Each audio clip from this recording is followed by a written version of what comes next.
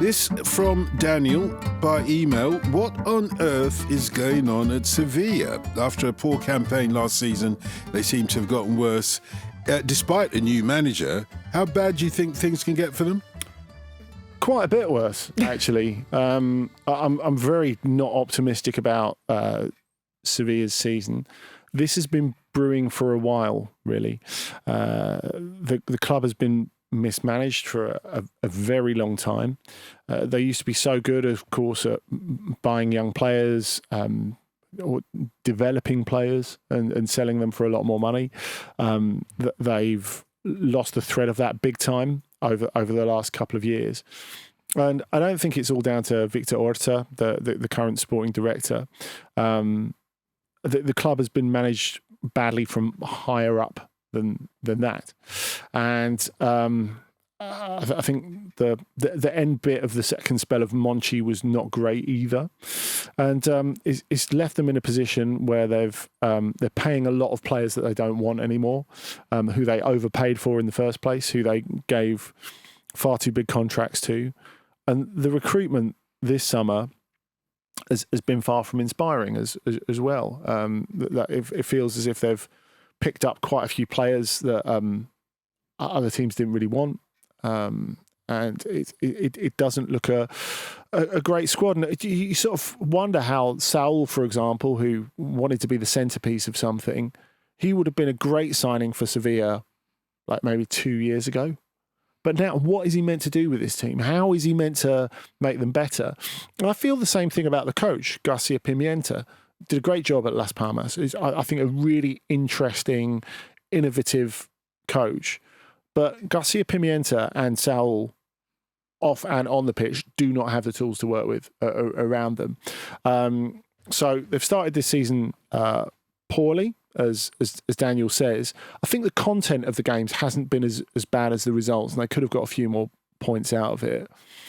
But I just don't really see them getting better from here. Of course, like going back to the end of last season, you had the recently deposed coach, Quique Sanchez Flores, talking about the future of Sergio Ramos, who didn't end up re-signing for the club, of course. And he said, Sergio loves the club, but he doesn't want to be part of a sporting catastrophe. And I think that was, A, an extraordinary thing to come out with, and B, very, very honest and correct. And it's sad because, you know, they're a club that have done so much for the below elite clubs, not just in Spain, but in Europe in recent years. But you know, they're leaking money left and right. I don't think it's going to get any better. I think there's quite a strong chance they get relegated this season.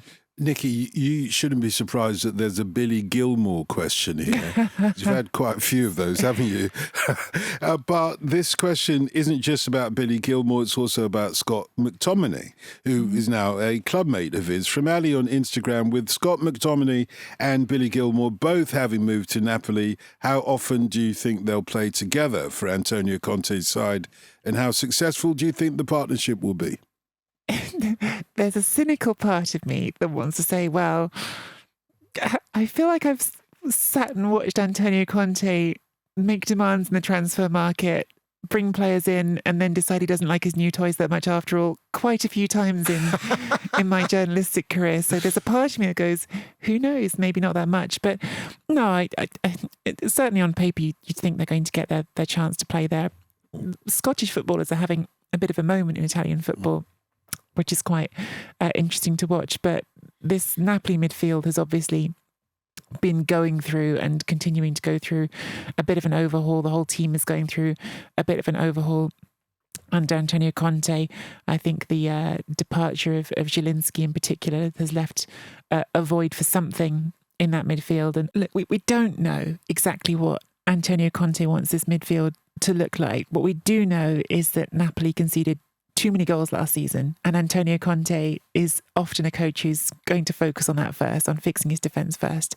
Napoli conceded 48 goals in 38 games last season. You look at the qualities of the midfielders that are already there starting for him, and Guisa, brilliant at carrying the ball, does that Mezzala role of getting up and down the pitch very well. Lobotka has been the metronome who sits in front of the defence, and that's the question of exactly where you fit Gilmore into that, because Gilmore also kind of wants to sit in front of the defence. Now, they're not the same player. I think you've got more of a ball winner coming in, and perhaps Napoli need that. The question then would be what knock-on would that have for Lobotka? And that's why I'm struggling to visualise exactly what this midfield is going to look like altogether. But I think that it certainly stands to reason that Gilmour will be wanted for that reason, because Conte is that way minded, and because that's the biggest priority for this team is concede fewer goals. I've got two questions for you off the back of this, Nicky. Firstly, if we're looking at Gilmour, could he potentially be the replacement, or could he develop into the replacement for Fabian Ruiz that they needed but never actually got? The second part of this is impossible to avoid the fact that Antonio Conte's come back from an experience in the Premier League which wasn't completely fulfilling, but has he brought something with him that's maybe altered his ideas a little bit? Has he brought something with him? Romelu Lukaku, he's brought well, that's everywhere, isn't it? I mean,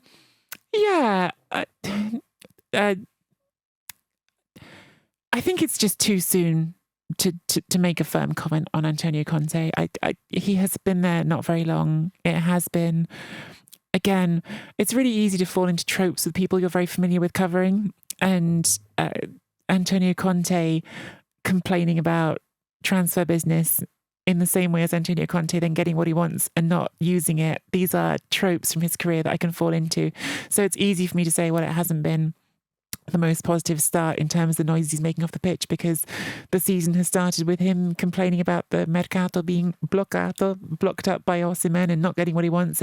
But the board have been saying the same thing. It's not just him. It's context, isn't it? Exactly. And even with those things being said, and with getting some signings here at the end, he was still saying, oh, well, we didn't get them in as soon as we wanted to. Yes, Antonio Conte comes with Antonio Conte's baggage, and he always will.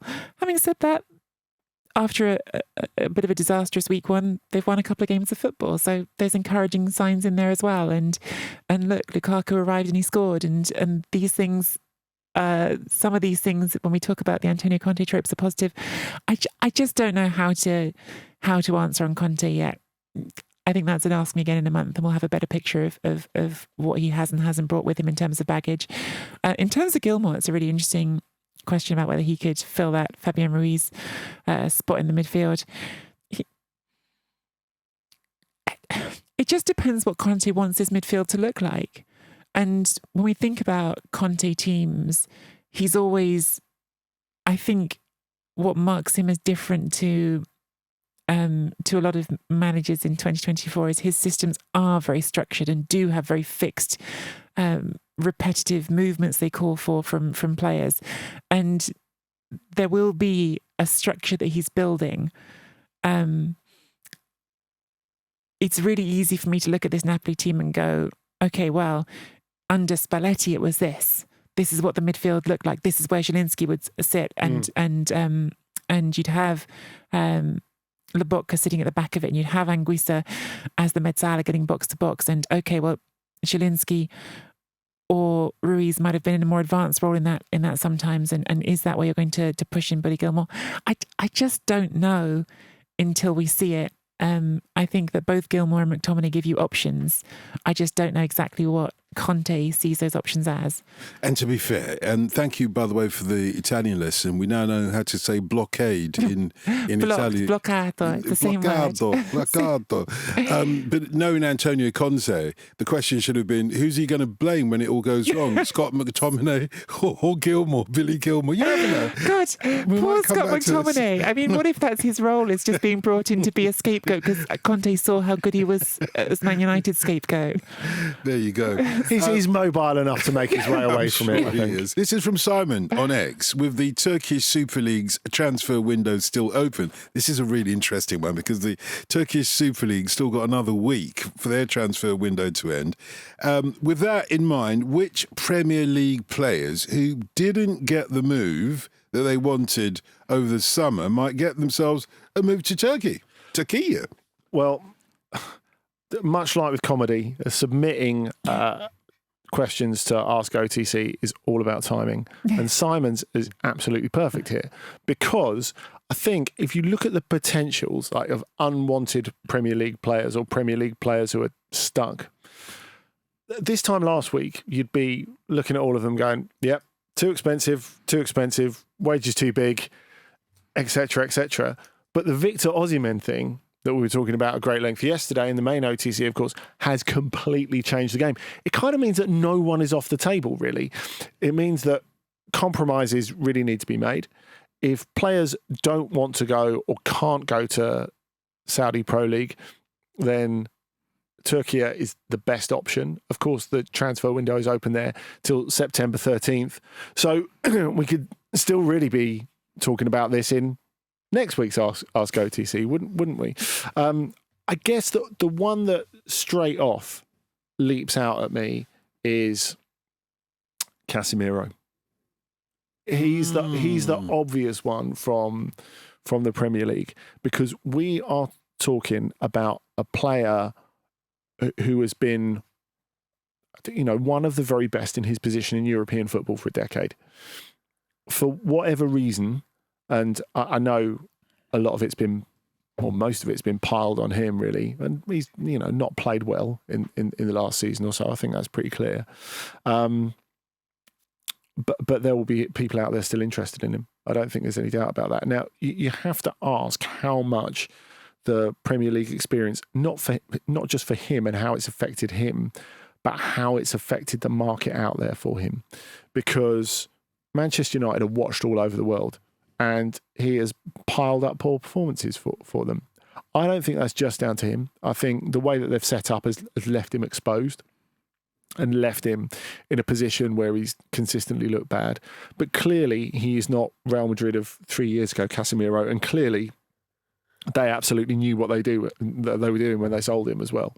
They thought they either need to give him a new contract or cash out, and they cashed out. And I think it's clear that they've done the right thing, really. A little bit like a more expensive version of when Man United bought Bastian Schweinsteiger, going back all those years. An undisputable giant of the game who was physically past his best. And after that good first season that Casemiro had, and United relied on him quite a lot, it's gone south pretty quickly. And, that is how it happens when you're in your 30s, doesn't it? When you fall off, you fall pretty hard, pretty fast. Wait till you get to my age. Look, a lot of people would still rather have you at the base of a midfield. That's been what's happened over the last year. But look, I think we can't really know whether Casemiro is done at the top level, or whether he's simply having a bad moment in a situation that doesn't suit him. And I think everything he's done over the past decade plus gives him, I think, a situation he deserves to be able to reprove himself. Whether you can really reprove yourself in the Turkish Super League is a different question. I'm sure he could still be good enough for one of the better teams there, or I feel he possibly would be. Do you mind me asking, without disrespecting the Super League, is it slow enough for him? I genuinely am not saying that as a joke, because speed is what seems to have caught him out in the Premier League. I think it's a really good question, and it's got faster. I think it's a very physical league that's sometimes overlooked. But if you look at the signings of some of the big teams this summer, I mean, if we look at Besiktas, for example, Ciro Immobile has started brilliantly. He's got a very, very quick playmaker next to him in Rafa, who's come over from Benfica. Like, the idea of Rafa up against current Casemiro for another team, I think Rafa would do okay, it's fair to say. I don't think it's enough to just turn up in Türkiye and think, yeah, I'm a big name, I can make my money. There is a sense of, if we're paying for you, you better be good. You better be good. I actually think, if anything, again, saying this is the perspective of someone who is seeing these teams in European competition rather than watching the Super League games every week. But I thought Galatasaray, when I was watching them in Europe last season, the opposite of slow, helter-skelter nonsense a lot of the time, just constant, chaotic, very entertaining attacking football. And I suppose if we're still talking about Casemiro, you look at a lot of these teams and think they could do with a player like him, or prime him anyway. There are other names that have been talked about. I know Anthony has been linked to a move to Fenerbahce, and perhaps sort of slightly similar situation to Osimhen, where it becomes a late loan deal. And we've just been talking about tropes with Conte. I have this image in my head already of Jose Mourinho getting to that point of the season where it's now Anthony's fault, and telling the media, well, it's how can you expect me to win when they get Victor Osimhen and I get Anthony? It's a dark future I can already see in my head. But Kieran Trippier as well, I've heard discussed as someone who might end up on the margins at Newcastle, and who might be someone looking for a new home. This from Henry on email. After spending his whole career in Germany, can Roma's Mats Hummels adapt to the unique requirements for defending in Serie A? What are those unique requirements then, Nicky? Well, if you listen to footballers who've made the move, they usually talk about it being... It's a different transition. A lot of the footballers I've talked about it are players who've gone from the Premier League to Serie A. I was thinking about Fikayo Tomori saying the Premier League, in his mind, he described it as much more like an NBA game where you're going back and forward constantly. And Serie A he described as being a bit more like an NFL type situation where you've got your plays and you need to be more... It's more about being set and ready for when the play starts happening. I don't know. I would certainly, in my mind, position the Bundesliga more towards the NBA and the NFL in that analogy. So perhaps it's the same sort of decision, which you think with a player who's later in their career, that probably suits them better because it's more about having the wits to make the good decisions rather than just about can you keep running at full speed for 90 minutes. I'm really delighted by this one just because it's one of those odd unions of two huge figures in European football in my lifetime, in De Rossi and Hummels, and it's a fun story. The specifics of Italian football, it's a cliche, but it's true. Italian football is still a very tactical league. It's still a league where people obsess about the details of the tactics more, and that reflects on the pitch. And I think Hummels has been around the block enough times that he should do just fine with that. I think the other thing about Hummels is if there's been one weakness in his area, in his game, it's been pace. And I think what he's done particularly well over the last couple of years, his last couple of years, despite the fact he's 35, have been his best couple of years in a while. And I think there's an argument that he was the best defender in the Champions League last season. He was absolutely fantastic. He's such an intelligent player that he's learned to compensate for his lack of pace, which, like, I think 6-7 years ago was absolutely killing him, really. And he's learned to get through that. His sense of timing, his reading of the game, all of that is fantastic. I wonder if the other thing, Nicky, is if you look at the fact that Roma are getting younger under De Rossi, do you need someone with that sort of experience? And he's got great winning experience, of course, with Bayern, with Dortmund in Europe as well as domestically. World Cup winner, of course. He was fantastic in 2014. Yeah, that was a really long time ago now, I know, but still, he's a World Cup winner. And funnily enough, the things that led Dortmund to get rid of him is not because he couldn't cut it anymore. It was because they felt he had too much of a voice in the dressing room. Whereas I wonder if what led to Dortmund pushing him away is one of the reasons why Roma want to bring him in.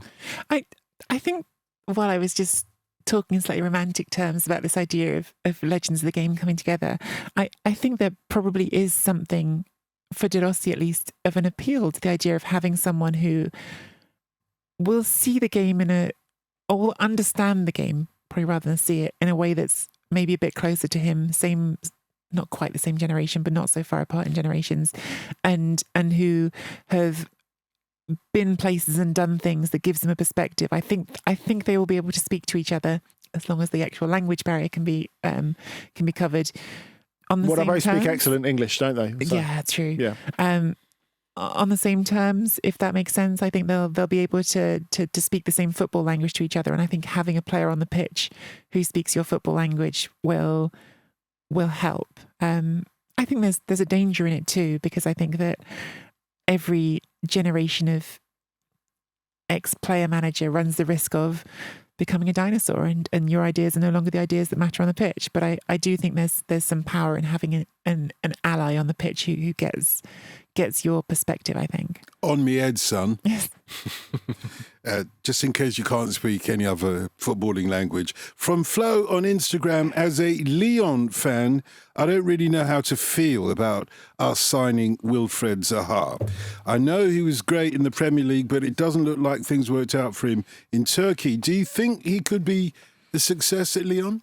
Oh, Flo, you're absolutely in the same zone as me at the moment. I turned up to do a football ramble on the day after Zaha had signed for Lyon, and on loan. I wasn't on loan to the football ramble. I'm a permanent signing. On loan, correct. Yeah. Because he couldn't come back to the UK for these much discussed tax reasons, so he's gone to Lyon instead. Of course, there was a connection through John Textor, who's a major shareholder at Crystal Palace. He knows Zaha from there, etc., etc., etc. And the others who were in said, we thought you'd be more excited about Zaha.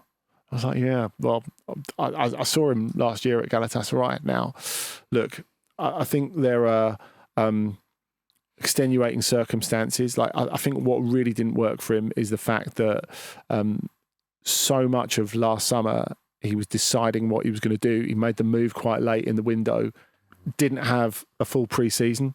And I don't care who you are, you need a full pre-season. He's sort of been on the margins at Galatasaray, although he has been training with the team. So hopefully he'll be a little bit further forward than he was at this point last year. And I think it's good that he's arrived when it's an international break and he gets time to work with some of his new teammates, at least immediately. Look, as Flo says, with the ability, he could be one of the best players in the league. There's no doubt about that. Still only 31. We saw that with Galatasaray, that in some games he was able to affect it, but he never felt completely on it. And the competition for places was absolutely fierce. You know, you think Tete was struggling to get in the team, since gone off to Panathinaikos. Hakim Ziyech was struggling to get in the team all the time as well. Similarly, it was all about match rhythm with him. So even if Ziyech and Zaha are maybe not quite comparable as players, they were having a similar situation last season. Look, if you're going to play in Ligue 1, you're going to have to be able to keep up with the tempo. I don't think it's the greatest Ligue 1 ever this season. So hence Zaha, if he can bring 80-85% of his talent and his form to bear, he could still have a massive impact for Lyon. But for him, it helps him play European football and it gives him an opportunity to be important again.